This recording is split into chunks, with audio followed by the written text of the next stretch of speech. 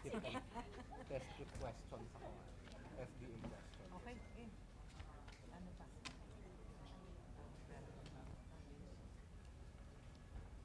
Good afternoon, everyone. We apologize for the delay. We will now be starting with our regular press briefing.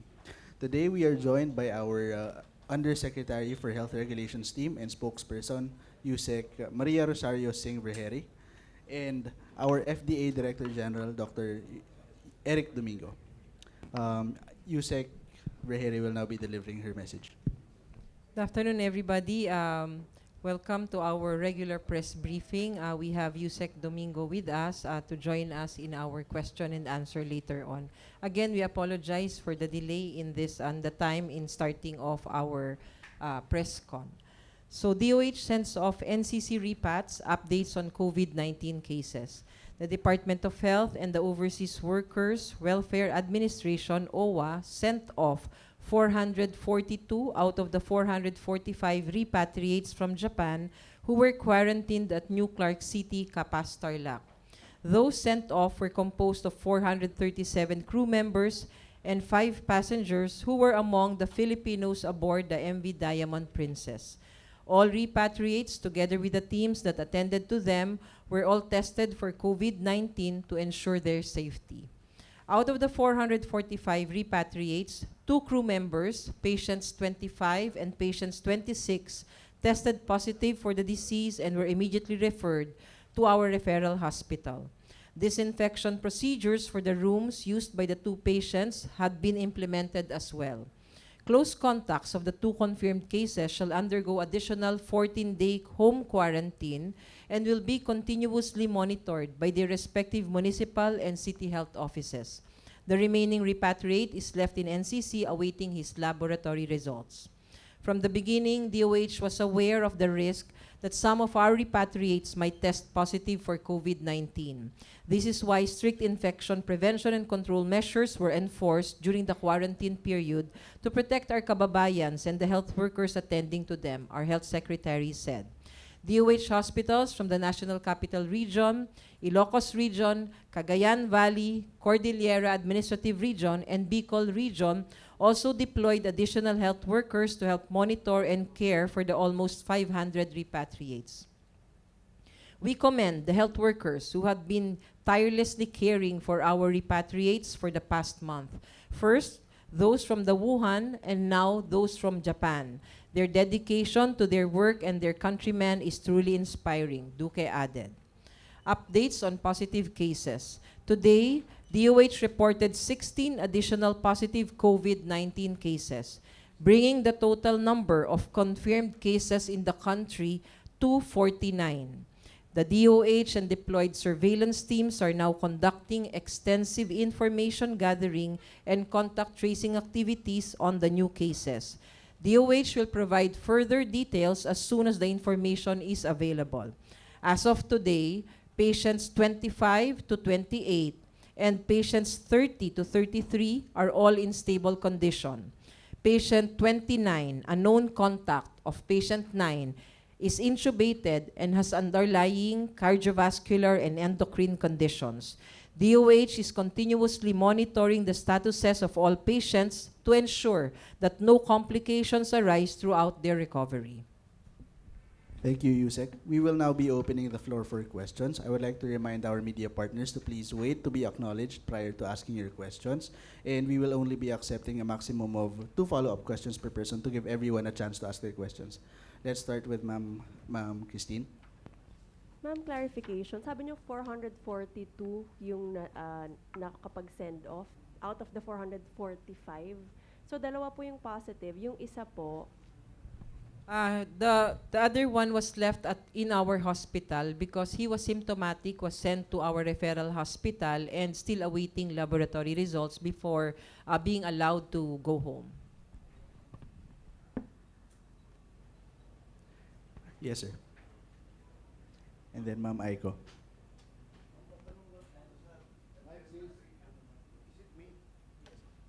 Sir. Hello, ma'am. Ma'am, patanong lang po to sa desk ng Tribune. Ito po yung question. Following Health USEC Gerardo Bayugos order to all DOH hospital in Luzon to convert their private rooms into isolation areas for COVID-19 cases. Ito po yung question, how many isolation rooms in Luzon are estimated to be available for COVID patients? And how many hospitals are included in the order? Does this order include private hospital? Yun lang po. Wala po akong eksaktong numero sa ngayon, no, ng number ng isolation rooms at saka yung eksaktong number ng ospital na pinag-uusapan natin. Kasi po ito, ang mag-involve lang dito sa order na to ay mga public hospitals. Hindi po kasama ang private hospitals. Kaya kung mapapansin nyo po yung order, makikita nyo na sinasabi, wala munang magtatanggap ng private patients. So ibig sabihin po, these are public hospitals kung saan irereserba natin ngayon yung almost 10%.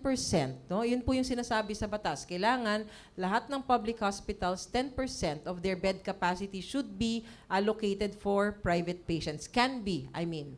So yun po, puro po yun mapupunta sa isolation. No? Isolation rooms gagamitin natin kung sakaling dumating tayo sa punto na kakailanganin natin.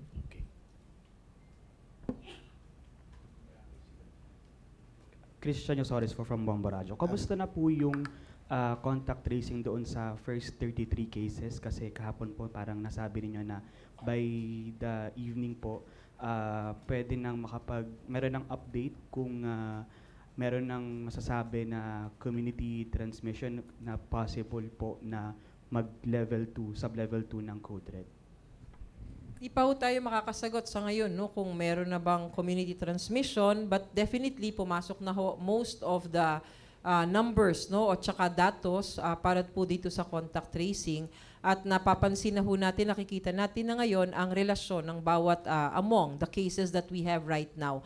But tomorrow po, makakapagbigay kami na mas kompleto and definite answer to this because we will all meet tomorrow morning para i-analyze na po lahat ng datos na nakalap namin hanggang ngayong gabi. And follow-up lang po, ma'am. Kasi may mga, since nag-33 po yung total case yesterday, may mga reports po online na may mga ibang hospitals daw po na hindi na tumatanggap ng mga gustong magpa-test or PUI. Ano po ba talaga yung protocol dito ng DOH sa mga hospital partners po natin? Sa ngayon po, hanggang hindi pa nababago yung ating polisiya sa mga pagtanggap ng kaso, lahat po ng ospital levels 2 and 3 are mandated to accept patients under investigation. Yun pong sinasabi po yung nangyari kahapon kung saan may mga ospital na nakapag-refuse, hindi rin po naman totoo. Nung kinuha ho namin yung salaysay, ang mga ospital po natin ay tumanggap po ng mga patient under investigation na may mild symptoms. Pagkatapos po nilang kunan ng mga specimens, dahil nga po mild naman at wala namang indikasyon para ipasok sila sa ospital, sila po ay pinauwi. Nung nasa bahay na po sila after so many hours, lumabas ang test result. At doon po natin nalaman na kailangan silang ibalik sa ospital. But they did not refuse the patients. They were accommodated. Thank you po. Ma'am Aiko. And then Sir Jovic. Hi, ma'am. I'd just like to get to know the profile of the additional 16 cases. Are all these Filipinos? And ano po yung link nila dun sa mga first 33 reported cases in the country? Ma'am, wala pa ho tayong yung sa as to the link, no? Dahil yun po, pinag-aaralang masusi iyon, tinitignan lahat po ng datos ng pasyente. Ang meron lang po tayo ay datos kung for this additional 16 patients, wala akong mga pangalan, ngunit meron po akong mga gender and age. So ngayon, hindi ko masasabi kung totoong Pilipino o kung ano pong nationality nito dahil ito pa lang ho ang nakakalap naming impormasyon. Ang meron lang ho tayo ngayon, as of now, that we hold the reports, while our workers, medical workers doing the contact tracing and investigation, are just the age and the gender of all of these cases, the new cases.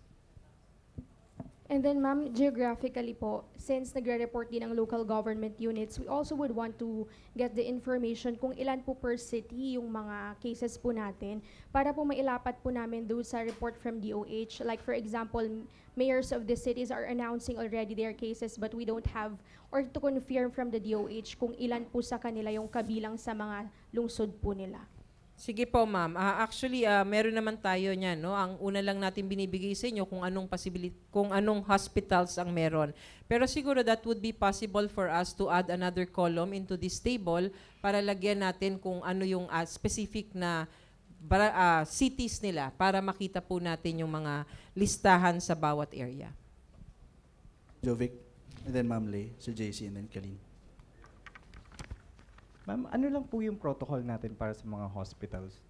Given na dumadami yung caseloads, particularly dun sa case ng The Medical City na sabi ni Director, umabot sila ng 31 last night. Sige, sa ngayon nga, sabi ko nga po, nagkaroon kami ng mahabang meeting kung saan pinag-usapan po natin lahat po ng mga issues natin ngayon, no, with regards to the facilities, with regards to laboratory capacity, with regards to intensive surveillance. At nakita po natin yung mga gaps natin. So isa po sa gusto nating i-address sa ngayon would be this capacity for our hospitals. Dahil nakikita ho natin yung pagdami ng mga taong pumupunta sa ating mga ospital.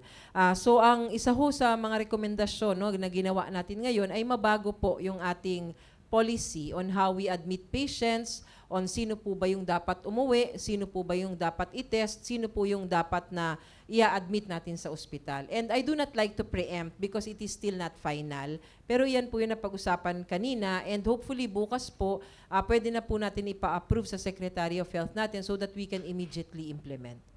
Meron tayong information, ma'am, dun sa FNs natin, yung South Korea na 2 months yung travel sa Philippines and then yung Australia na 21 days kasi given the length of stay they have here sa Philippines, yung likelihood of contracting the virus here ay mataas. Dun po sa South Korean, we still do not have that kind of information. But for the Australian, still under home quarantine po yung Australian natin, no? Yung umuwi dun sa Australia last March 2. Ito pong sa South Korean, we do not have the exact status of the Filipino national sa ngayon, no? We will be giving you in the coming days. Last na lang on my end, ma'am. Yung sa test kits po natin, once na naging available, magbabago ho ba yung strategy natin na pwede na i-test lahat ng magkakaroon ng symptoms regardless kung may history sila or exposure? Well, kanina pinag-usapan yun sa technical advisory group at hindi pa naman magbabago drastically, no? Kasi even when the test kits are available, ang pinakamaraming maximum na magagawa daw ng UPNIH is about 1,000 tests per week. At yun din yung mapoproduce nila na enough reagents to be able to test 1,000 patients per week. So magkakaroon pa rin tayo ng medyo may selection pa rin kung sino yung iti-test. Hindi pa rin siya pwedeng widely available to the public. And of course, the availability of the test, yung kanyang certificate of exemption, hindi pa naman ito maaaring ibenta sa labas o sa labas. This is still going to be done within the UPNIH. Okay, Ma'am Lay, JC, Kalin, Sheila, and then Sir Rafi. Okay. Asik Berhera, meron na po bang hospital acquired COVID infection, ma'am? Sa ngayon, sa datos namin, wala pa kaming nababalitaan, no? Though magsasabi naman po kami kung sakali kung saan nanggaling yung origin ng sakit, no? How it was transmitted. Pero sa ngayon, wala pa sa datos natin. Okay. Ma'am, yung patients number 29 na banggit niyo po na hawak kay patient 9, tama po ba, ma'am?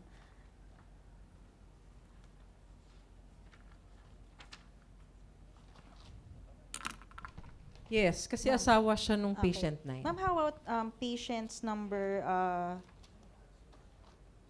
28 and 30? Kanino po sila nahawa, ma'am? 28 and? 30 po. Nasa magkakamag-anak sila no? Sa Marikina. So sila yung ngayon na nandun sa isang area dun sa ating local government na binabantayan sa ngayon dito sa ating referral hospital. Ma'am, there are also reports na may 2 Ateneo students daw na positive and in serious condition. Can we confirm? We do not have that kind of information, so we will verify. But I think hindi po dapat natin sinasabi ng gano'n, no? Magpapanik po yung mga estudyante. Wala ho kaming ganong impormasyon sa ngayon. Okay. Ma'am, last na po, ma'am. Details lang po kung meron na pong preparations for the repatriation of yung ating crew members ng Grand Princess. Pinag-uusapan po yan, ma'am, no? So meron ho kaming meeting sa Sabado ng Interagency Task Force, and that would be one of the agenda. Okay. Sir JC. Ma'am, just to follow up, ilan na po daw yung foreign nationals sa ibang na galing sa Pilipinas na positive sa COVID-19? We have 6 foreign nationals, isang Japanese, isang Taiwanese, Australian, 2 Japanese, isang Singaporean, and isang South Korean. Ano po yung kanilang status ngayon, ma'am? Yung katulad ng sabi natin kanina, no, ang 2 sa kanila, under home quarantine, yung Australian tsaka Singaporean. Yung Japanese, Taiwanese, at saka, Japanese, 2 Japanese and Taiwanese, pareho silang naka-admit sa mga pasilidad, no, doon sa ibang bansa. At itong South Korea ang sinasabi kong wala po tayong estado pang nakukuha sa ngayon. Okay, a reminder to our media partners, let's try to refrain from asking questions about the cases because we will be providing you with the details of the cases later. And sir, to follow up sa test kits po natin, sino po yung may mga capability na gumamit po ng mga local test kits? Anong hospitals po or centers? Well, sa ngayon naglilista ang Department of Health, ang RITM, ng magiging subnational laboratories natin. We have identified dito of course, sa Manila, si RITM tsaka sa NIH. Meron din tayo sa Visayas, sa Mindanao, tsaka sa Northern Luzon na mga government hospitals. Pero ang nililist na rin natin ngayon, yung mga capable na private hospitals, kasi in case na dumami naman, no, yung mga kits na available, not only the locally manufactured one, pag nagkaroon na rin ng mga ibang kits na registered, for example, sa mga countries na very advanced naman yung kanilang regulatory agencies, baka maaring makapasok na dito yan, or kung yung WHO mag-start na talaga na mag-validate ng kits, ito mga ito maaari din naman gamitin dito, and the private hospitals will be able to use them. Galing, yes. Okay. Good afternoon po. I'm Caroline Bonking from CNN Philippines. My first question is, how many tests can we still do in our RITM? When will the FDA-approved testing begin? And is this enough po in case of community transmission? Or is it enough for our current situation as well? I think si Rosette can talk about the RITM. Yung sa NIH, UPNIH test kit, the commitment is to start it within a week, no, after it was approved. So ang kanilang target is by Monday next week. Magsa-start na silang tumanggap, and they've committed to 1,000 tests every week. As to RITM naman, laging tinatanong, no, 300 tests per day. And ang sinasabi nga natin as to how we are now, kung kaya po natin yung kapasidad, existing natin ngayon, kaya po, it's adequate at kaya pa naman tugunan ang mga request for test. No? Pag dumating po tayo dun sa punto na tataas pa yung mga kaso, kaya nga po ating minumobilize ang ating partnership with UPNIH and also the testing kits that had been locally produced para po ma-expand po yung capacity ng ating laboratorio. Okay, one last. Just one more question po. Ano po yung naging advice nyo na sa mga public utility vehicles operators po with regards dun sa social distancing? So, ganun pa rin, ma'am. No? Umupo tayo, maglalabas na ho tayo ng mga social media cards at saka po yung mga guide para po sa ating public transportations. No? So, yun pong pag-meeting natin with our operators and the management for LRT and MRT ay inaayos na po ngayon para po we can sit down with them and give them guidance kung paano natin gagawin itong control of infection dito po sa ganito mga transport systems. Okay. Ma'am Sheila, Sir Rafi, and then Sir at the back, and then Christine. Ma'am, may kasama po ba kayo sa report na 2 seafarers na nadala sa Siemens Hospital and may isang Indian daw na namatay sa RITM?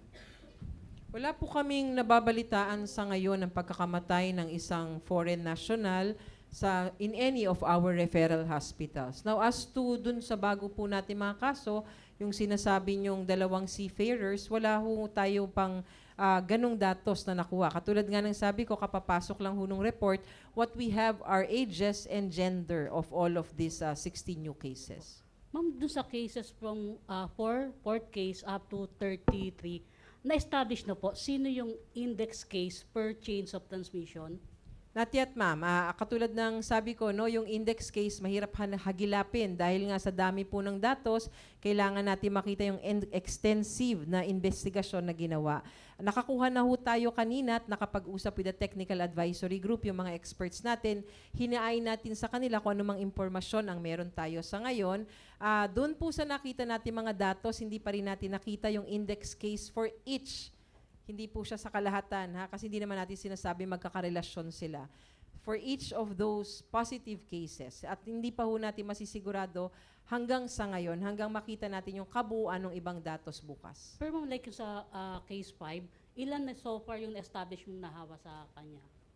Ang established pa lang ho ngayon and really verified would be the wife. No? Yun pong patient number 6. Okay, Sir Rafi. Ma'am, magtatanong lang po on the test kits kasi po may mga nagtatanong sa regions like in Visayas, Vicente Soto Memorial Medical Center which is also a sub-laboratory, tsaka sa DOH CAR. Meron daw pong mga gustong magpa-test doon sa mga regions but it seems wala daw pong kakayahan or walang test kits. May pinapadala din po ba tayo doon so that those in the regions can also be tested? Sa ngayon, wala pa. No? Talagang ang allowed lang na testing ngayon, itong nasa RITM kasi meron silang exemption certificate na donation ng WHO. And of course, itong ating test kit natin sa UP-NIH na doon pa lamang din gagamitin. So magiging 2 ang ating testing centers from the 1 testing center ng RITM. Pag nagkaroon na ng ibang testing kits or pag ito ngang NIH testing kit kaya nang mag-expand, doon pa lang makakarating sa mga subnational labs natin.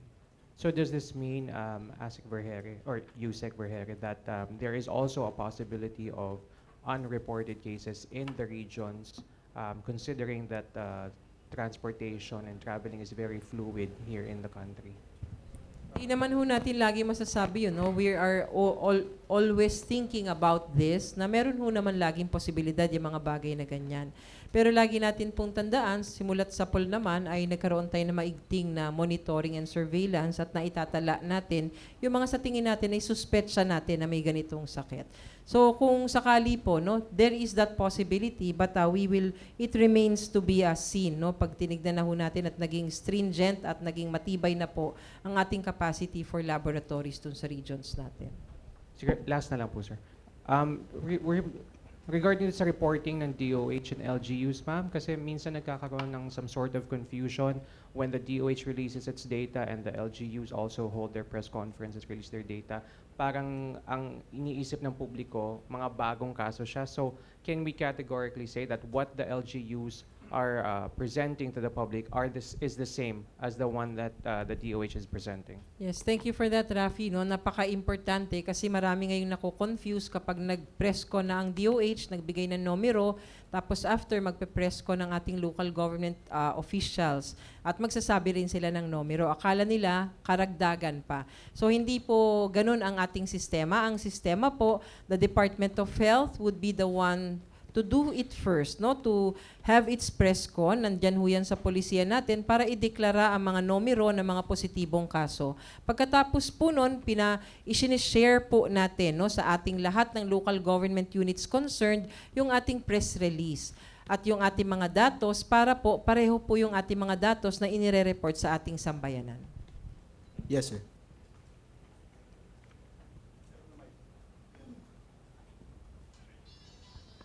Hi, Asa. Good afternoon. Si Johnson po from DZMM. 2 questions lamang po. Una-una, dun ho sa pagbibigay ng information, di ho ba na ibibigay naman ninyo sa ang hospital naka-admit ang pasyente? Pero most of the time, hindi ho kasama yung kung saan sila galing, anong lugar. Hindi ho ba basic po yun na pag kinuhang basic information sa isang pasyente, pangalan, edad, etc., kung saan nakatira, Ano po kayang paliwanag bakit hindi ho agad na ibibigay yung information na yan? Nagkaroon ho kasi ng parang miscommunication nung unang-una tayo nagkaroon ng mga kaso, no?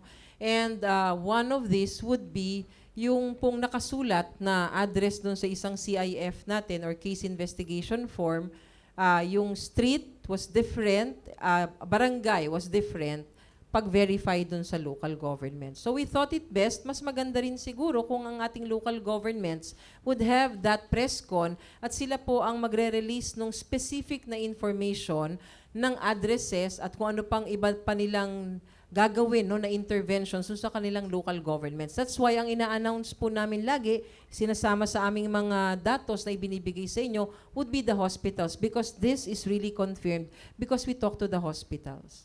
Okay, and second question po, Asek, dun ho sa issue ng lockdown at dun sa alleged information daw from DOH to buy ready-to-eat foods, ano po ba talagang status from DOH? That's fake news, no? So we saw that posted in social media. Yun pong mga nagpapanik na tao kasi may nakasulat po dun sa social media, may utos ng DOH, mamili kayo ng mga canned goods, mag-stock kayo ng mga gamit kasi magla-lockdown na. No truth to that. That is fake news. We have already disowned that. Nagpalabas po kami ng guidance. Yun pong tinatawag natin na lockdown. It's a strategy for our level 2 for code alert red. Hindi pa ho tayo tumatawag ng level 2 code alert red. So wala pa ho tayo dun sa estado na yon para pag-usapan ang lockdown. Okay. Ma'am Christine, and then sir. Ma'am, follow-up. Earlier, I think last month, you mentioned na may 19,000 test kits po sana na kukunin natin abroad. Anong status na po dito? And you mentioned na 1,000 sa NIH, as 300 sa RTVM per week or per day po ba yan? Ano po ba ang demand talaga natin, at least as of now? Ilan ang kailangan natin talagang test kits? And kunwari, isang person na positive, ilang beses ba siya itetest? So, ang first, yung 19,000 kits na sinasabi, it's in process. No, yung 19,000 kits was an estimate done by our RTM during the start of our response para makita niya yung mga kakailanganin natin in the next 6 months. So, this started yung procurement process niya. At hanggang ngayon naman, pinoproseso because it's a process in government that takes time. Pangalawa, ilang test ang ginagawa natin, no, para sa isang tao. Ang isang tao, ngayon, with our existing guideline, na meron siyang history of travel, meron siyang history of exposure, tapos may signs and symptoms siya, pag pumunta po siya sa facility natin, tinetest po siya. If ever this person turns out to be positive, naka-admit po siya, bago siya ilabas ng ospital, kailangan may 2 test na negative 48 hours apart. Okay? Yun pangatlo, na tanong mo kung ano po ba yung total requirement. Dati po, nung tayo ay nasa mas mababa pa yung ating mga numero ng kaso, tinatawag nating situation before, previous situation, sa isang araw po, no, nung surge natin ng mga unang linggo nitong ating sitwasyon na to, umaabot po tayo sa almost 300 na test and more in a day. Pero po, nung pababa na ng pababa ang ating mga minomonitor na mga kaso, no, through these past 2 or 3 weeks, so hanggang mga 150 lang po, no, hanggang 200 ang tinetest ng ating RITM. Now, with this surge of cases, we are seeing about 600 to 800, no? At nakita rin po natin yung biglang pagtaas dahil tinest po natin lahat ng NCC repatriates natin. So 600 to 800 a day ang Opo, demand. pero discounting including that fact that the NCC repatriates were part of these batches of tests for these past 3 days. Sa mga positive po natin, wala pa ulit naka-recover. Lahat sila may symptoms pa at nasa ospital. Nandun pa ho sila lahat. May yung kanilang mga estado ay nandun pa rin, no? Pagkatapos, tinetest po yung iba sa kanila. May monitoring tayong ginagawa rin sa kanila. Ballpark figure, ma'am, sa contact tracing, if you have 49 positive, ilan po kaya ang kailangang hanapin ngayon ng ating mga surveillance teams? Meron na po ba I tayo? cannot give you a ballpark figure. It will really depend on how the mobility at pinagstayan ng ating naging positibo, no? So lagi natin sinasabi, may basihan tayo for contact tracing, 'di ba? Sino ba yung mga nakasalamuhan niya in a confined unit, like if it's working, it's a workplace, or pwede nag-aaral sa eskwelahan, mga kasama sa bahay. At saka syempre, kapag siya ay nag-travel, yung kanyang mobility, titignan natin isa-isa. So hindi pa ho natin mabigay sa inyo to determine kung ilan talaga yung mga nakasalamuhan ng per person na positibo natin ngayon. Last, ma'am, Okay. yung disinfection po sa streets, effective po ba yun? Ang sinasabi ho ng ating mga eksperto, lagi natin tatandaan, ito pong virus na ito, hindi natin nakukuha through airborne transmission. It is still through droplet infection. So pag droplet infection, may positibo, nalalaglag lang ho sa mga surfaces yung kanila, no? At hindi siya mag-travel na malayo. Pag nalaglag, it would stay how many hours on the surface and then wala na po siya. So I think yung regular cleaning lang po ng isang lugar ay enough na para mawala itong virus dun sa kalye or sa lugar nila. Okay, sir.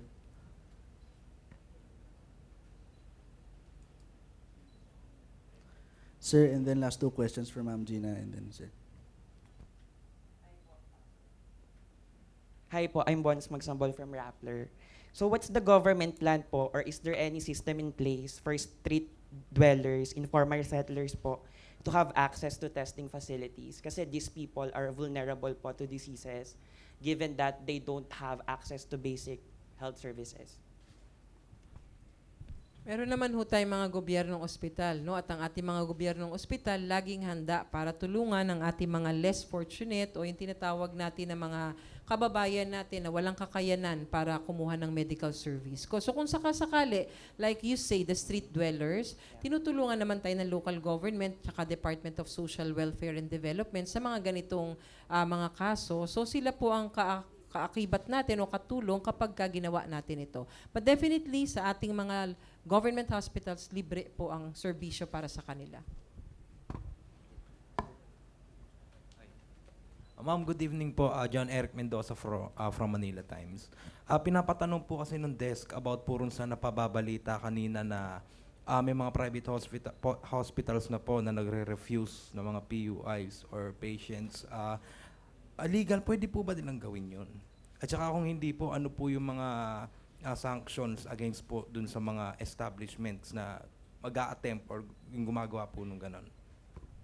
Lahat po ng ospital, basta sila ay accredited ng PhilHealth, meron ho silang pinirmahan na performance commitment doon po with PhilHealth. At ito po ay isang commitment or agreement between PhilHealth and the said hospital. Nagagawin po nila ito pong mga nakalista na obligasyon ng ospital para sa pasyente. Kung sakasakali po na sila ay mag-violate ng any of these agreements, meron pong sanction ang PhilHealth sa kanila. So nagpalabas ho just recently ang PhilHealth ng circular and advisory advising all hospitals accredited under them na dapat wag silang magtatanggi ng mga pasyente. Dapat at the very least ma-assess muna yung pasyente kung sakasakaling hindi namang indicated na ma-ospital, na-assess nila at papauwiin at may advice sila. So yun po, no? So yung ngayon yung balitang nagre-refuse po ang mga ospital natin, katulad ng sabi ko kanina, yung napabalita kagabi, again, I reiterate, hindi po sila nag-refuse. This was just a miscommunication. Kasi yung mga pasyenteng yun, nag-test po sila at mild ang symptoms, pinauwi. Pero nung nakuha natin ang resulta nila, sila ay pinabalik na uli sa iba't ibang ospital na meron tayo. So, ang sinasabi lang ho natin ngayon, you don't have any right to refuse. Lahat po ng ospital, kailangan tumulong sa gobyerno sa ngayon. Kailangan po at the very least, pag pumunta ang isang pasyente sa kanila, ma-assess nila ang pasyente at masabi nila kung ano ang dapat gawin sa pasyente. Kung hindi kailangang i-confine or i-admit, okay lang, pabalik, pauwiin, pero bigyan ng advice ang ating mga pasyente. Last question na po. Meron po na napapabalita na nagre-refuse din po sila ang mga hospital na tumanggap ng halimbawa po na hindi related sa COVID-19. Halimbawa po may cancer dahil yung mga private wards daw po ay pinapa-convert sa mga isolation facilities. So ano pong masasabi po ninyo? Yung utos po na yon ng ating Department of Health ay kakaunti lang beds yon sa isang gobyernong ospital. Hindi po yun yung kabuuan na ng beds nila. So pag pinag-usapan ho natin yun, meron pa rin sila dapat admitan dun sa mga pasyenteng pumupunta for this in this public hospitals, sa mga gobyernong ospital. Yun pong pinapareserve lang natin are the private rooms because we want to have it as our isolation rooms just in case we will need it. So hindi po dapat sila nagre-refuse. Meron pa hong natirang 90 to 95% of their bed capacity para sa ibang mga kondisyon ng ating mga pasyente. Okay, sir?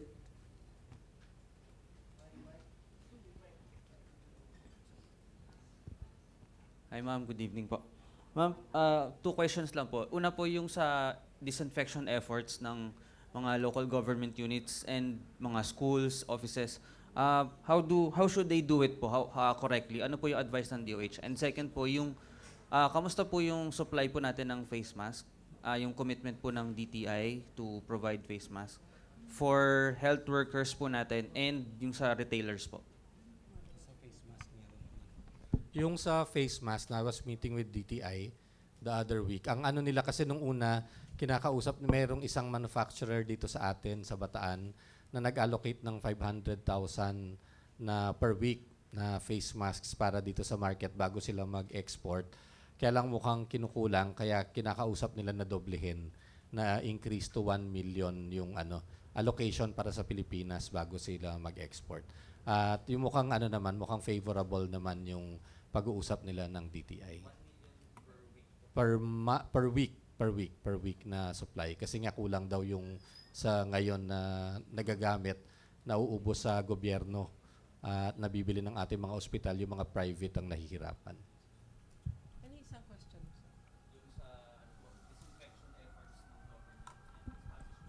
Okay, so marami na hong nagtatanong dito sa mga disinfection kasi nakikita rin natin yung mga posts sa social media na yung mga bawat LGU or bawat establishment may kanya-kanya ng ginagawa na disinfection. Actually, this is good din naman. Kaya lang, yun pong sinasabi natin, kapag nagkaroon po tayo ng halimbawa isang kaso o suspetsya na may kaso sa isang lugar, ang kailangan lang ho natin gawin, linisin yung area kung saan nanggaling po yung ating kaso ng ating regular household bleach, yung 0.1%.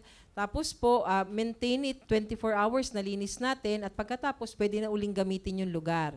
Pero ang sinasabi ho natin, para po dun sa mga areas na medyo malalawak at malalaki, yung simple na o regular na paglilinis lang po natin. Kasi kanina may nagtanong, paano kung nagpunta sa supermarket ang ating may positibong kaso, kaya paano kung nagpunta sa isang retail shop? So ang ating advice po, yung regular cleaning pa rin nila will be enough and sufficient. Kasi pagdating ng gabi, magsasara yan, maglilinis bago magsara, kinabukasan, pwede na huling gamitin yung kanilang establishment. One last question from Ma'am Aiko.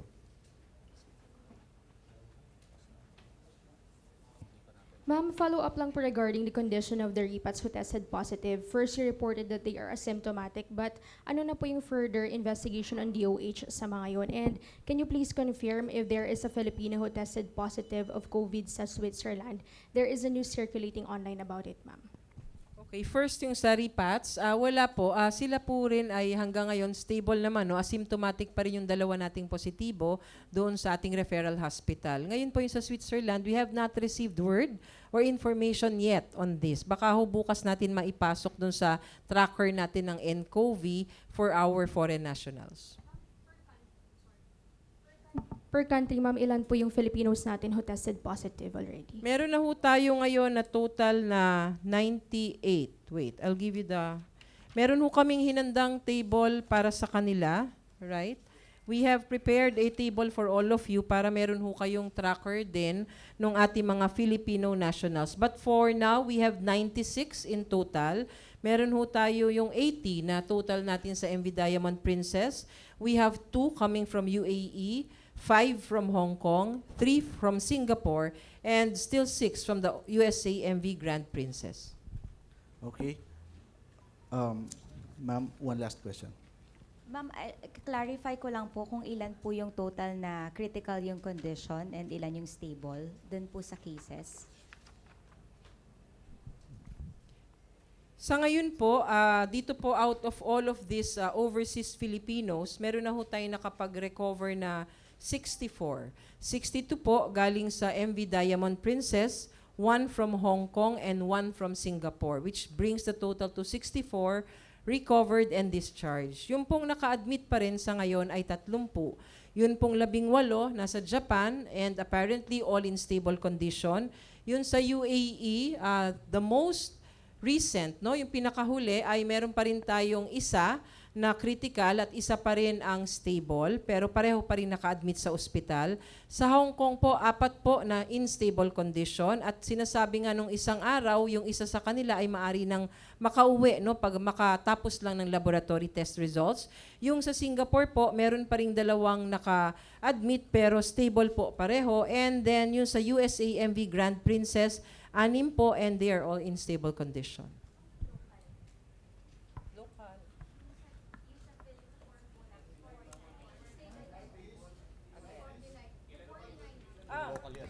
Locally admitted, 3 po ang critical and then all are in stable condition.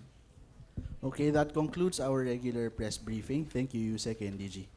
We will be providing you with the data on the patients.